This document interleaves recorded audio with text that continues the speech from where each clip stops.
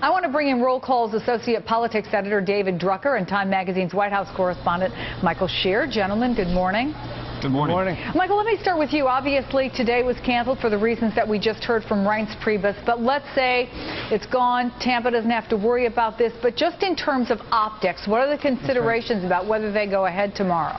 Yeah, conventions are typically celebrations, and you don't want to be celebrating when a good part of the country is under duress, especially given the association in the past between the Republican Party and George W. Bush with a hurricane in New Orleans.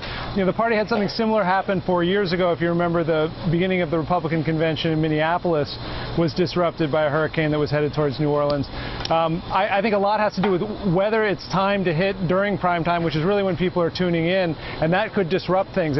If there's real hardship tomorrow night, I could see them postponing something further. Whether they can postpone the convention beyond that is really tough. It's really tough to change the logistics so that you wouldn't have Mitt Romney accepting the nomination on Thursday night when the storm should be passed. That's right. And David, they've talked about the possibility of extending it to Friday, but we're looking at a holiday weekend here. But realistically, have they lost anything significant at this point? I think at this point, no. The broadcast networks were not going to cover Monday night prime time, so this thing was really going to get underway for the nation and for the voters at large on Tuesday. And I really think that unless the storm turns into something that even right now it's not necessarily forecast to become, they're going to go ahead with Tuesday night. It's important that Romney accept the nomination this week because he gets to start using general election money. Never mind the messaging, and we're heading into the Democratic convention next week and the sprint to November 6th. So this thing has to get done. I think it will. Well, David, let's talk about the messaging. And there's been so much said about what a horrible, terrible, really bad week Mitt Romney had, starting with the Todd Akin remarks. But what can he do? What's going to happen here that might be able to change the conversation, that might make people look at Mitt Romney a little bit differently, given the fact that all the polls show us that people just don't like him as well as they like Barack Obama, the economy aside?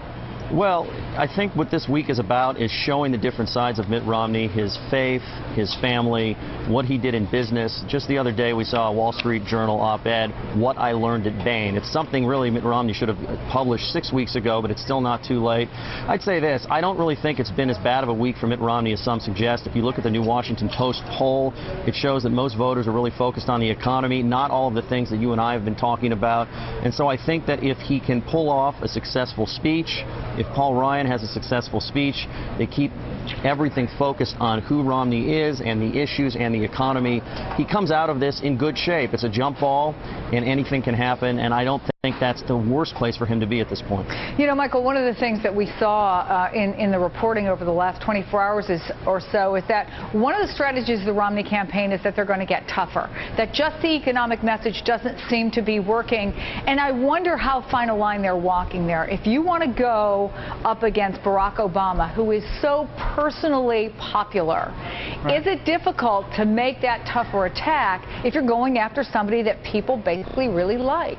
Well, you're right. During the primaries and even the beginning of this summer, you talk to Romney strategists and they would say, we just have to point out the failures of Barack Obama. This will be a wave election. That'll take us through to November. Clearly, the Ryan selection as VP changed that calculation, and there are two messages now they need to get out during this convention. One is for the base, convince them that Mitt Romney is a guy they can actually get excited about. There's some inklings that that's beginning now with the Ryan choice, to erase the sort of doubts that have historically trailed Romney in the Republican Party. And the second is to do what you just said, to look at either undecided voters or voters who are on the fence and say, look, we know you're unhappy with Barack Obama, but we're actually going to provide you an option you will be happy with. It's not just a negative choice you're making. Here's a guy you can believe in, you can trust in. He believes in something, he represents something, this conservative movement, this Reagan ideal, and this is someone you can actually choose. And so those are the two dueling messages, two different audiences they're going to be targeting